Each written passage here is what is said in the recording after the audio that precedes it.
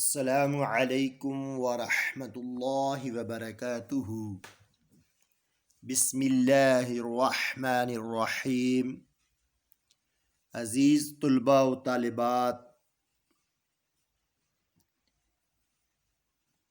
آج آپ کا سبق جو آپ نے پڑھنا ہے اس کا عنوان ہے احادیث نبوی صلی اللہ علیہ وسلم۔ آج آپ کے سامنے آپ کی درسی کتاب برائے جماعت نهم دهم سے حدیث نمبر 17 اور حدیث نمبر 18 کا ترجمہ، لفظی معنی، تشریح اور عملی زندگی سے تعلق بیان کیا جائے گا۔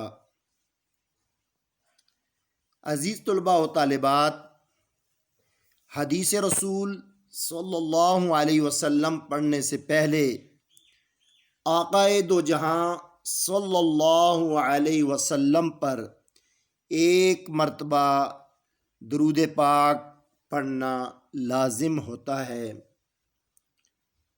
آئیے سرکار مدینہ صلی اللہ علیہ وآلہ وسلم پر ہدیہ درود پیش کرتے ہیں۔ اللہم صلی علی محمد وعلی آل محمد کما صلیت علی ابراہیم وعلی آل ابراہیم انک حمید مجید۔ اللہم بارک علی محمد وعلی آل محمد کما بارکت علی ابراہیم وعلی آل ابراہیم انک حمید مجید۔ حدیث نمبر 17۔ من حج البیت فقضى مناسکہ وسلم المسلمون من لسانہ ویدہ غفر له ما تقدم من ذنبہ او کما قال علیہ الصلاۃ والسلام۔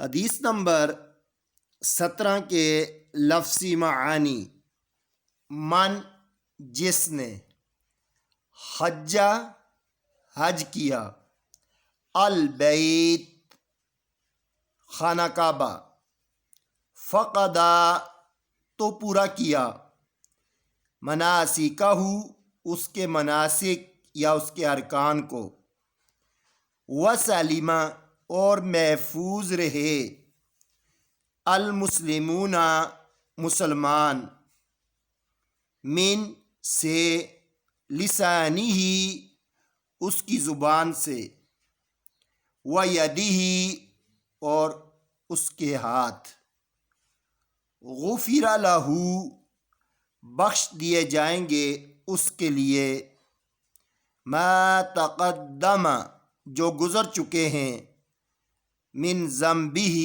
اس کے گناہوں سے۔ حدیث نمبر 17 کا بامحاورہ ترجمہ: جس نے بیت اللہ کا حج اور اس کے مناسک پورے ادا کیے اور مسلمان اس کی زبان اور اس کے ہاتھ سے محفوظ رہے تو اس کے پہلے گناہ معاف کر دیے گئے۔ تشریح: عزیز طلباء و طالبات، حج صاحب حیثیت مسلمان مرد، عورت، عاقل، بالغ پر زندگی میں ایک مرتبہ فرض ہے، جیسا کہ اللہ رب العالمین نے قرآن مجید میں ارشاد فرمایا: وَلِلَّهِ عَلَى النَّاسِ حِجُّ الْبَيْتِ مَنِ اسْتَطَاعَ إِلَيْهِ سَبِيلًا۔ حج فرض ہے اس پر جو حج کی قدرت رکھتا ہو اور اس کے راستے میں ضروریات زندگی اس کے پاس موجود ہوں. یعنی للہ علی الناس حج البیت من استطاع الیہ سبیلا. یہ سورہ آل عمران کی آیت نمبر 52 ہے، جس میں حج کی فرضیت کے بارے میں اللہ رب العالمین نے ارشاد فرمایا ہے. حج ایک ایسی عبادت ہے جس میں اجتماعیت بھی ہے اور انفرادیت بھی ہے. یعنی حج کرنے سے انسان پاک صاف ہو جاتا ہے، جیسا کہ رسول اکرم صلی اللہ علیہ وسلم نے ارشاد فرمایا: من حج للہ فلم یرفس ولم یفسق رجع کیوم ولدت امہ.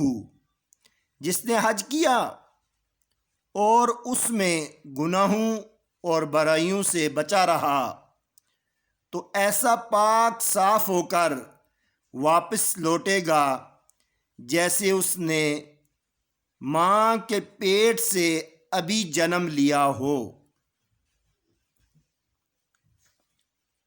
نبی اکرم صلی اللہ علیہ وسلم نے ایک اور مقام پر حج کے بارے میں ارشاد فرمایا. حدیث رسول صلی اللہ علیہ وسلم کا ترجمہ آپ کے سامنے بیان کیا جاتا ہے.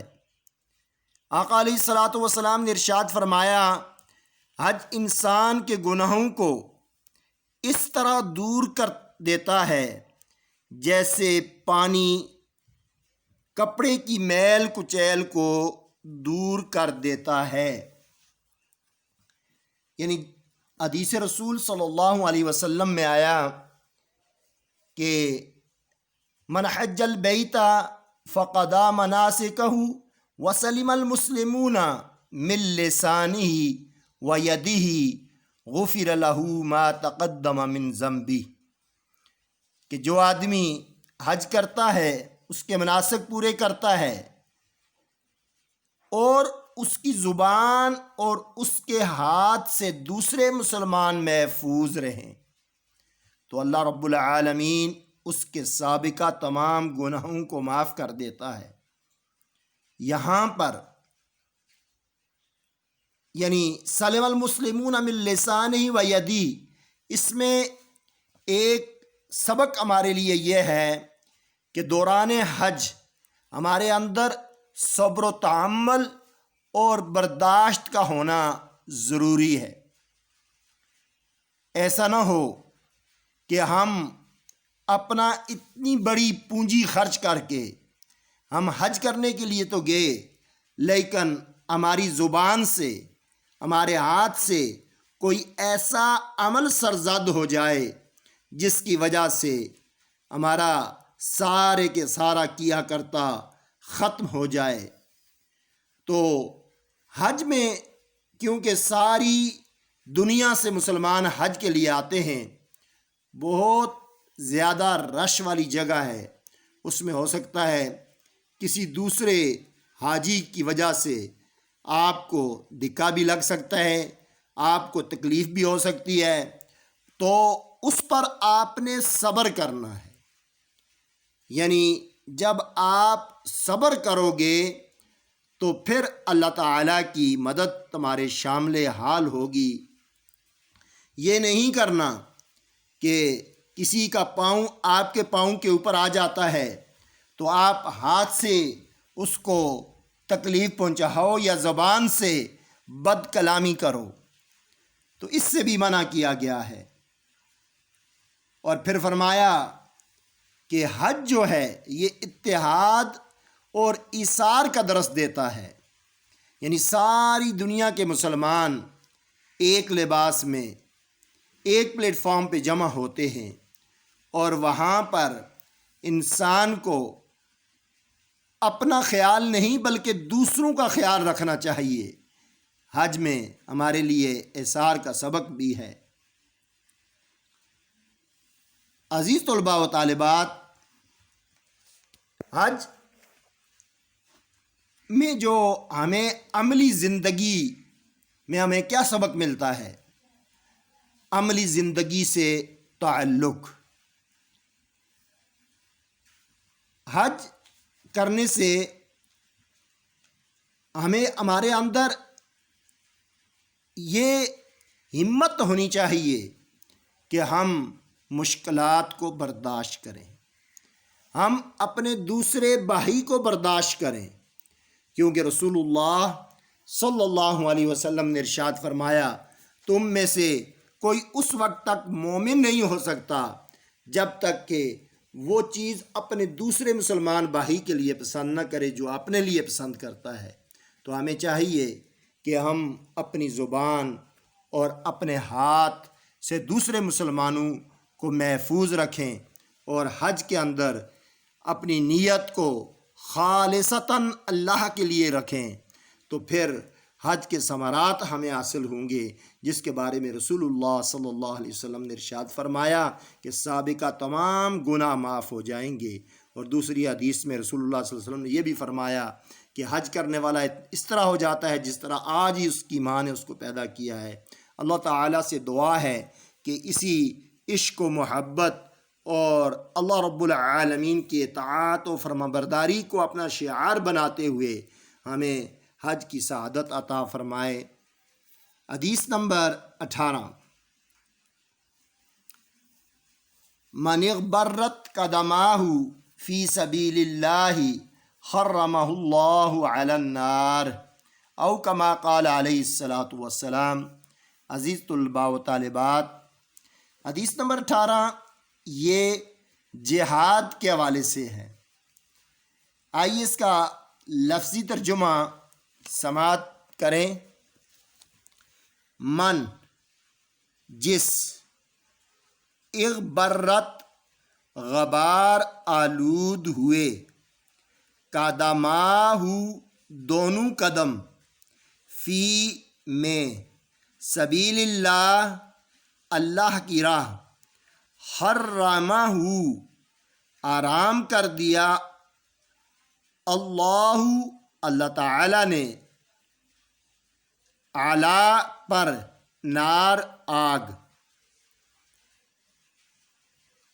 حدیث نمبر 18 کا بامحاورہ ترجمہ، جس کے قدم اللہ کی راہ میں غبار آلود ہوئے، اللہ نے اسے آگ پر حرام کر دیا۔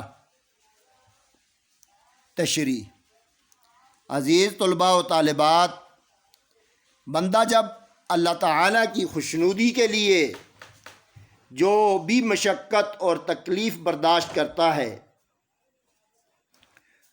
اس پر اس کے لیے اجر ہے۔ جو قدم بھی اللہ کی راہ میں اٹھتا ہے، اللہ رب العالمین ہر قدم کے بدلے اس کو نیکی عطا کرتے ہیں۔ رسول اللہ صلی اللہ علیہ وسلم نے ایک اور حدیث میں بیان فرمایا کہ 2 آنکھیں ایسی ہیں جن کو جہنم کی آگ کا دھواں بھی نہیں پہنچ سکے گا۔ آپ خود اندازہ لگائیے، آگ کسی شہر کے ایک کونے میں جل رہی ہو اور اس کا دھواں پورے شہر میں پھیل جاتا ہے، لیکن نبی اکرم صلی اللہ علیہ وسلم نے ارشاد فرمایا 2 آنکھیں ایسی ہیں جن تک جہنم کی آگ کا دھواں بھی نہیں پہنچ سکے گا۔ آپ صلی اللہ علیہ وسلم نے فرمایا، ایک آنکھ تو وہ ہے جو اللہ کے خوف سے رو پڑے اور اس سے آنسو نکل پڑے، اور دوسری آنکھ وہ ہے جو اللہ تعالیٰ کی رضا کی خاطر اپنے وطن عزیز کے دفاع کے لیے، اپنے وطن عزیز کی حفاظت کے لیے رات کو جاگ کر پہرا دیتی ہے۔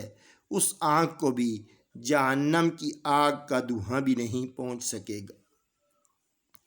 عزیز طلباء و طالبات، جو بھی کام اللہ تعالیٰ کی رضا کے لیے کیا جائے، یعنی وہ جہاد ہی ہے۔ مثلا اصول علم کے لیے جو لوگ سفر کرتے ہیں یہ بھی جہاد ہے۔ دعوت و تبلیغ کے لیے جو لوگ نکلتے ہیں، لوگوں کو اللہ کی طرف بلاتے ہیں، یہ بھی جہاد ہے۔ رسول اللہ صلی اللہ علیہ وسلم کا یہ فرمان کہ من اغبرت قدماہ، کہ جس کے پاؤں غبار آلود ہوئے، اس سے مراد کیا ہے؟ یعنی اس سے مراد یہ ہے کوئی تھوڑی دیر بھی اگر اللہ کے راستے میں نکلا، اللہ تعالیٰ اس پر جہنم کی آگ کو حرام کر دیتے ہیں۔ یہ مسلمانوں کے لیے اللہ تعالیٰ کی طرف سے ایک بہت بڑی شہادت ہے کہ جب وہ اللہ تعالیٰ کے راستے پر نکلتے ہیں، اللہ تعالیٰ ان کے لیے ان کے گناہ معاف کر دیتے ہیں۔ نبی اکرم صلی اللہ علیہ وسلم نے ایک اور مقام پر ارشاد فرمایا کہ اپنے نفس کے ساتھ جہاد کرنا یہ جہاد اکبر ہے۔ رسول اللہ صلی اللہ علیہ وسلم نے ارشاد فرمایا بہترین جہاد وہ ہے کہ تم خدا کے لیے اپنے نفس اور خواہشات سے جہاد کرو۔ اسی جہاد کو جہاد اکبر کہا جاتا ہے۔ اور فرمایا مجاہدہ وہ ہے جو اپنے نفس سے جہاد کرے، یعنی مجاہدے سے مراد ہے کوشش کرنا، اور کوشش کرنے والا جو مجاہد ہوتا ہے وہ آدمی ہے جو اپنے نفس کے ساتھ جہاد کرے، کیونکہ نفس کے ساتھ جہاد سے مراد یہ ہوتی ہے کہ اپنے نفس کو برائیوں سے روکنا اور نیکیوں کی طرف مائل کرنا۔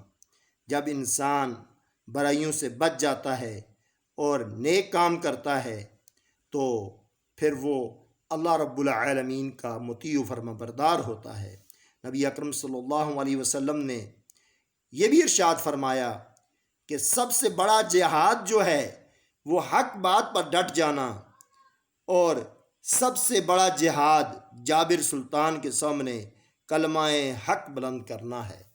آپ دیکھیے امام حسین رضی اللہ تعالی عنہ نے یزید کے سامنے صرف اس بات پر ڈٹ گئے تھے کہ یزید گناہوں کا ارتکاب کرنے والا ہے، یزید اللہ تعالیٰ کی حدود کو توڑنے والا ہے، یزید شراب اور نشے میں پڑا ہوا ہے، یزید نے اللہ رب العالمین کے شعار جو ہیں ان کو پامال کر دیا ہے، اس لیے میں اس کے ہاتھ پر بیعت نہیں کرتا ہوں۔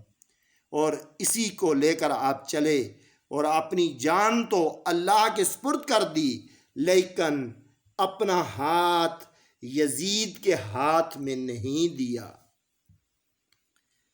نبی اکرم صلی اللہ علیہ وسلم کا فرمان ہے الجنت تحت ظلال السیوف، جنت تلواروں کے سائے کے تلے ہے۔ یعنی اگر کوئی آدمی جنت چاہتا ہے تو وہ پھر اللہ کے راستے میں لڑے اور اپنے آپ کو قربان کرے۔ عزیز طلباء و طالبات، جب ایک آدمی اللہ کے راستے میں لڑتا ہوا شہید ہو جاتا ہے، اس کے لیے قرآن کہتا ہے وَلَا تَقُولُوا لِمَنْ يُقْتَلُ فِي سَبِيلِ اللَّهِ أَمْوَاتٌ، جو لوگ میرے راستے میں شہید ہو جائیں انہیں مردہ نہ کہو بلکہ وہ زندہ ہیں، لیکن تم ان کی زندگیوں کو نہیں سمجھ سکتے۔ حدیث پاک میں آتا ہے کہ کوئی بھی آدمی مرنے کے بعد جب جنت میں چلا جائے گا وہ دوبارہ دنیا میں آنا پسند نہیں کرے گا، لیکن ایک شہید ہے جو اللہ تعالیٰ کی جنت میں جا کر ساری نعمتیں اس کو وہاں پر ملیں گی، اس کے باوجود اللہ تعالیٰ سے یہ التجا کرے گا کہ یا اللہ تیری جنت بڑی حسین ہے، تیری جنت بڑی خوبصورت ہے، اس میں ہر چیز ہے، لیکن یا اللہ میری یہ خواہش ہے کہ میں پھر زندہ کیا جاؤں، پھر مارا جاؤں، پھر زندہ کیا جاؤں، پھر مارا جاؤں۔ اس کی وجہ کیا ہے؟ شہید کہتا ہے کہ جب دشمن کی تلوار میرے گلے پر چلی تھی اور مجھے اللہ کا دیدار ہوا تھا، اور جو لطف اس وقت اللہ کے دیدار میں آیا تھا وہ نہ جنت میں ہے نہ جنت کی نعمتوں میں ہے۔ اس لیے شہید جب اس دنیا سے چلا جاتا ہے تو پھر وہ یہ خواہش کرتا ہے کہ میں بار بار زندہ کیا جاؤں اور اللہ کے راستے میں بار بار قتل کیا جاؤں۔ عزیز طلباء و طالبات، شہید کے بارے میں رسول اکرم صلی اللہ علیہ وسلم نے بھی ارشاد فرمایا کہ شہید جب اس دنیا سے چلے جاتے ہیں تو وہ زندہ ہوتے ہیں، اور قرآن پاک میں حکم ہے کہ وَجَادِلْهُمْ بِالَّتِي هِيَ أَحْسَنُ، کہ کسی آدمی کے ساتھ خوبصورت طریقے سے، حوصلے سے، تعامل سے بات کرنا، یہ بھی جہاد ہے۔ تو اللہ تعالیٰ سے ہماری یہ دعا ہونی چاہیے کہ اللہ تعالیٰ ہمیں اپنے راستے کے اندر جہاد کرنے کی توفیق دے، اور بالخصوص نفس کے ساتھ جہاد، نفس کو برائیوں سے روکنا اور نیکیوں کی طرف راغب کرنا، یہ جہاد اکبر ہے۔ اور جب ضرورت پڑے اپنے وطن کی دفاع کے لیے تو پھر دشمن کے سامنے سینہ سپر ہو کر کھڑا ہو جانا اور اپنے آپ کو قربان کر دینا، یہ بھی جہاد ہے۔ وہ زندگی جو اللہ کے ساتھ اللہ کے راستے میں قربان ہو جاتی ہے وہ ہمیشہ ہمیشہ کی زندگی بن جاتی ہے۔ آئیے ہم یہ دیکھتے ہیں کہ اس حدیث سے ہماری عملی زندگی سے کیا تعلق ہے۔ اس عملی زندگی سے تعلق، جب ہم اس حدیث پر غور کرتے ہیں تو ہمیں یہ سمجھ آتی ہے کہ ہمیں اللہ کے راستے میں نکلنا چاہیے، خواہ وہ میدان علم ہو، خواہ وہ میدان تبلیغ و دعوت ہو، خواہ وہ میدان بدر ہو، یعنی دشمن کے ساتھ مقابلہ کرنا ہو، تو ہمیں ہر لحاظ سے ہر وقت اللہ کے راستے میں تیار رہنا چاہیے اور اپنے آپ کو برائیوں سے روکنا چاہیے، اور وقت آنے پر اپنے دین اور اپنے ملک کی خاطر، وطن عزیز کی خاطر اپنے خون کا آخری قطرہ بھی بہا دینا، یہی ایک مسلمان کا مشن ہے اور یہی ایک مسلمان کی آرزو ہونی چاہیے۔ اللہ تعالیٰ سے دعا ہے کہ اللہ تعالیٰ ہمیں حدیث رسول صلی اللہ علیہ وسلم کے مطابق اپنی زندگیاں گزارنے کی توفیق عطا فرمائے۔ جزاک اللہ خیرہ۔ عزیز طلباء و طالبات، آپ نے یہ حدیث بھی یاد کرنی ہے، ان کا ترجمہ اور تشریح اور عملی زندگی سے تعلق، یہ ساری چیزیں آپ اچھے طریقے کے ساتھ یاد کریں۔ اللہ تعالی ہمارا اور آپ کا حامی و ناصر ہو۔ السلام علیکم ورحمۃ اللہ وبرکاتہ۔